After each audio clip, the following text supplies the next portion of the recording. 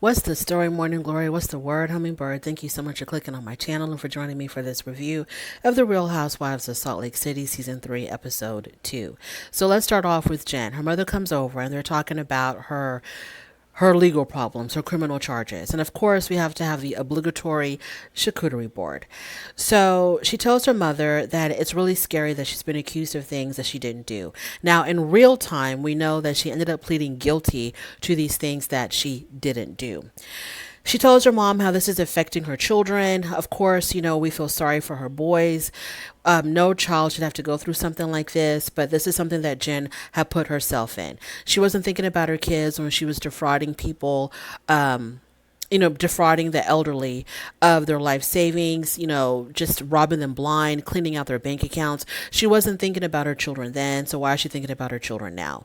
So it's just too late, Jen Shah. It's way too late. I have no sympathy for Jen, absolutely zero, because the greed that blinded her is just on a whole nother level.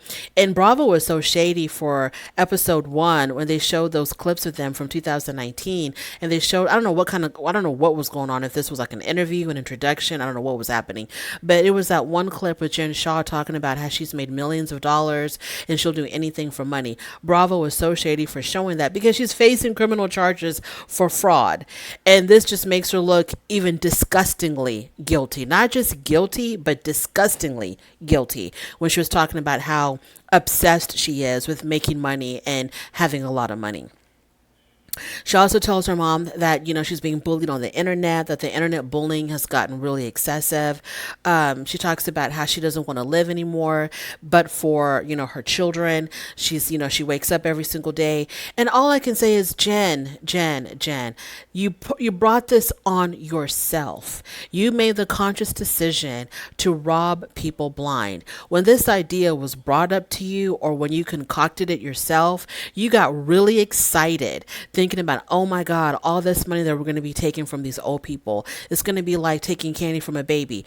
I know that you were excited about robbing these old people, these people who work so hard, who work so long to save up money for their nest eggs, for their retirement, for their later years.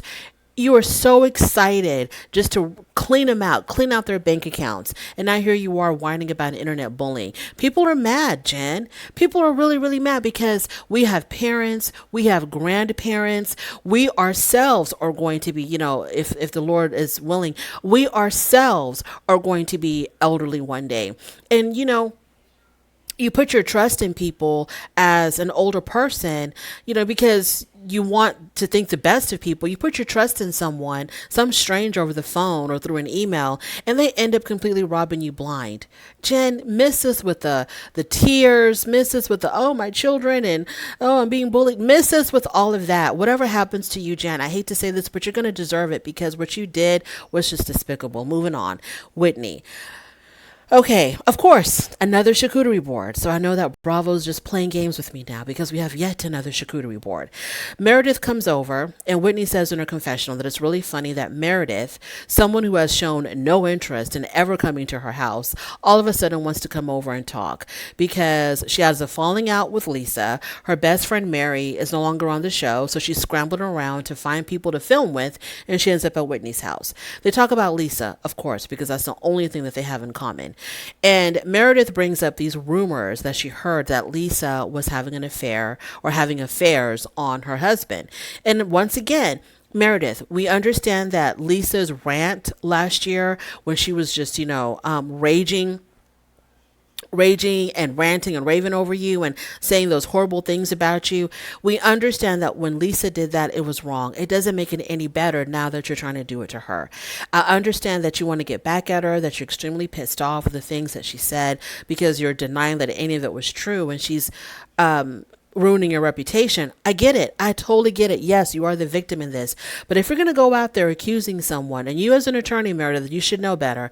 If you're going to go out there, you're going to accuse somebody of having affairs on their husband, which could affect their marriage, you better have receipts. You better have concrete proof for putting that out there. And the fact that people will say, well, I heard a rumor, kind of like they are, what's the word I'm looking for? Kind of like they're not at fault because they're only repeating what they heard. They're not the creator of the rumor. They're just repeating what they heard. And they think that, well, I'm safe because I'm calling it a rumor. I'm not alleging it as fact. It's still wrong. It's still wrong. But anyways, so she heard this rumor that Lisa was having an affair on her husband, or having affairs on her husband. And then Whitney joins in, and she's like, yeah, I've heard these rumors as well. Whitney takes it a step further and says that her and Lisa have a friend in common, and this particular friend claims that Lisa slept with him just for him to give money to her for her businesses, for him to invest in her businesses. All I can say is y'all better come with receipts. Moving on. Lisa. So she's outside shooting hoops with her son, and she's talking to her oldest son about college. And I guess she wants to know, like, how serious is he in going to college? Has he taken his SATs? And what colleges does he want to go to? Well, the boy tells her he has no interest in going to college. He says, I already have a business, and I can make more money without going to college with my businesses than I can going to college. And so Lisa tells him, okay, don't get it twisted, but you have money for your business because mommy and daddy gave it to you, and we went to college, and that's why we had the money to give to you. So don't act like, you started this business from the ground up with your blood, sweat, and tears. You're going to go to college, and that's that. And he's like, yeah, I don't think so. I think I'm just going to go do my own thing. And I'm looking at Jack, and I remember last year, her boys were, they were adorable. And maybe because he's a little bit older now, but I was like, oh, he's not so cute and adorable anymore because he's giving his mother mad attitude and like mad disrespect. Like, what the hell is going on here? He was talking to her kind of harsh, but anyways, moving on. Whitney. So Whitney had a conversation with her brother on the phone, and her brother is also going through some kind of counseling. It's called EDR, which is hand-eye coordination counseling. I have no idea what that is. So through this conversation that she had with her brother reveals to her, hey, when I was going through my own counseling session, memories started coming up, and I remember that you were abused as a child. So this is very triggering for Whitney because she has suppressed most of her childhood memories, and she never knew why. But through this conversation with her brother, like a floodgate opened in her mind or something. And all of a sudden she begins to remember that, hey, she was abused as a child. And that's why she has suppressed so many of her childhood memories. So she sits down and she tells her husband about it. So she's very emotional. She's crying. And, she's talking about how she's beginning to remember the abuse that she suffered as a child. And this is the reason why she had, at some point in her life, began to just block out memories and suppress her childhood memories. And so at the end of it all, she asks her husband if he still loved her. And her husband was like, of course I still love you. And it was really sad that, she unloads all of this emotional baggage, and then she's worried about whether or not her husband will still love her. And so when she asked that question, I thought to myself, this is not the adult Whitney asking this. This is the abused inner child Whitney asking this question to her husband. Moving on. So there's an Arizona trip, right? The girls are going to go to Arizona. The first to arrive are Whitney and Lisa. They decided to travel alone because Whitney says she couldn't take all the women traveling together. It was just going to be too much for her. So her and Lisa arrive in Arizona first, and they're having a conversation by the pool, and they talk about Meredith. And Lisa tells Whitney that she's done all she could. She wants to repair her friendship with Meredith, but now the ball is in Meredith's court, and it's up to Meredith if she wants to pursue a friendship or if she wants to have a conversation with her. She says, I've apologized several times. I can't do anything else, so it's up to her. And if she doesn't want to have a conversation with me, well, it's no skin off my nose. My life will continue. So the other women arrive. They all greet each other. And Meredith ignored Lisa, completely stayed the hell away from Lisa. There was absolutely no interaction between Lisa and Meredith. Whitney tells the women this is a positive trip. This is a trip about healing. So we're not going to have any drama. We're not going to have any shenanigans. And most of all, this trip is to show support for our criminal friend, Jen Shaw. Now, she didn't say criminal, but that's exactly what it is, because I'm thinking to myself, okay, so you're planning this trip, giving her the best room in the house because of what she's going through, but she brought this on herself because she was super duper greedy enough to steal from old people, because she had to maintain a certain appearance, a certain lifestyle. So she would rather rob old people blind because they wouldn't know any better. She was taking advantage of them, creating a false trust in them so that she can get into their bank accounts and clean it out because she wanted bags and cars and houses. This is the woman that y'all are supporting. Okay, fine. There's a time when Whitney and Heather have a moment to talk alone, and Whitney tells Heather that she had a conversation with Meredith about these rumors about Lisa having affairs. Heather was surprised, I guess. She didn't know anything about it. And so, once again, if you're going to be talking about this woman having affairs and her husband's going to be seeing this at some point, please have the receipts to back it up. Please have the evidence and the proof to back it all up. They have a healing session with a shaman. Everybody's there except for Meredith.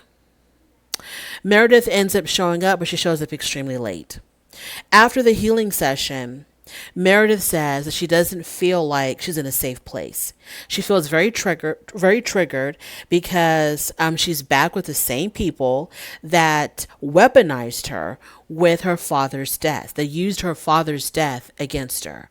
And so she's feeling very uncomfortable and not safe. Lisa says to her, "I used to be your safe place." Meredith says to Lisa, "You are not a safe place for me."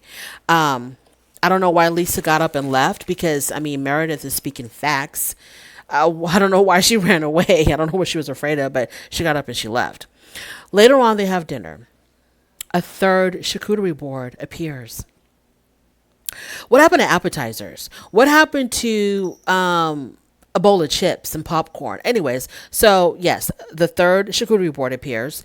Jen says that there's constantly new discovery coming up in her case. Her lawyers are always calling her, telling her about, how the other side, the prosecution, they found new evidence and more information and blah, blah, blah, blah. I feel like she's kind of setting it up to explain why she ended up pleading guilty. Like the evidence was just so overwhelming, she had no choice.